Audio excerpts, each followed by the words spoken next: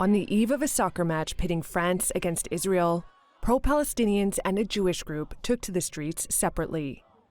Pro-Palestinian protesters say the Nations League match should be cancelled or boycotted. Le match de la honte, c'est le match de la honte. This protester called it the match of shame.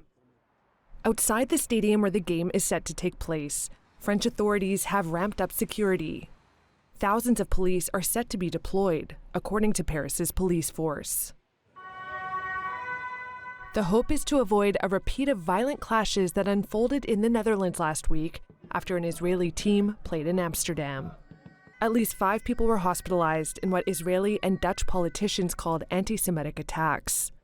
Pro-Palestinians have said they were responding to an attack by Israel supporters and anti-Arab chants.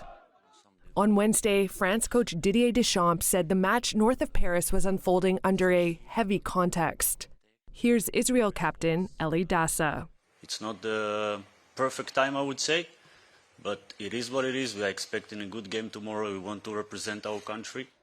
The match comes at a fraught moment.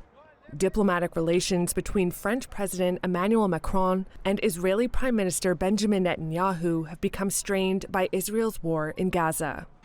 Macron is expected to attend Thursday's game. Passions over Israel's conduct in the enclave run high in France. It's home to Europe's largest Jewish and Muslim communities. The head of a council of Jewish institutions in France, Jonathan Arfi, said he's worried about the game. In an ideal world, football remains just football. However, in 2024 in Europe, 1 year after October 7th, a few days after Amsterdam, well, this event takes on an additional dimension. It's become a moment to affirm Republican values in the face of anti-Semitism. France's Human Rights Commission said reports of anti-Semitic attacks skyrocketed by nearly 300% last year, with anti-Muslim acts up around a third. French-Palestinian lawyer Salah Hamouri says it's impossible to separate soccer from politics. The athletes who are in the team, a part of them, were also in the army or are still in the army. This is why this match must be suspended, he said. Following the violence in Amsterdam, local authorities imposed a protest ban. Dutch police say they've removed hundreds of pro-Palestinian protesters since then, with more detained on Wednesday. As for the Paris match, turnout for the game is expected to be low. Israel has urged its citizens to avoid attending cultural and sporting events abroad following last week's violence. Some 20,000 fans are expected in the stadium that can hold 4 times as many people.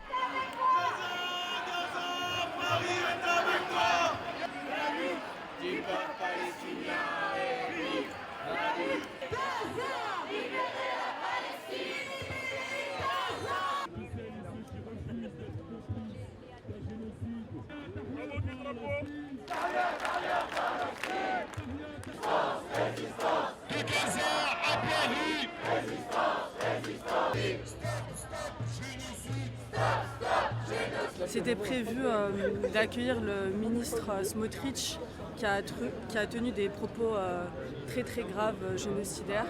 Et du coup, on est là pour demander l'annulation de ce gala, ainsi que l'annulation du match France-Israël qui va se tenir demain, et un cessez-le-feu et l'arrêt du génocide en cours.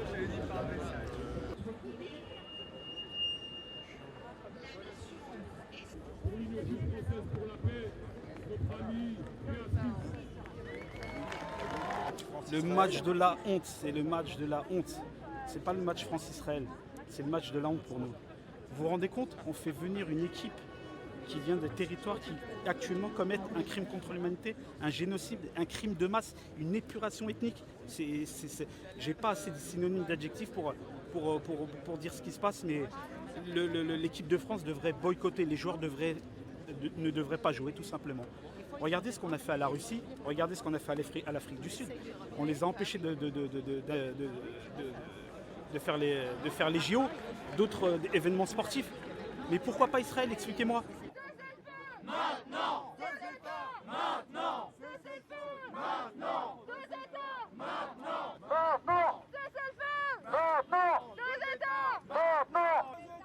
Maintenant! Maintenant! Maintenant! Libérez les otages! Maintenant!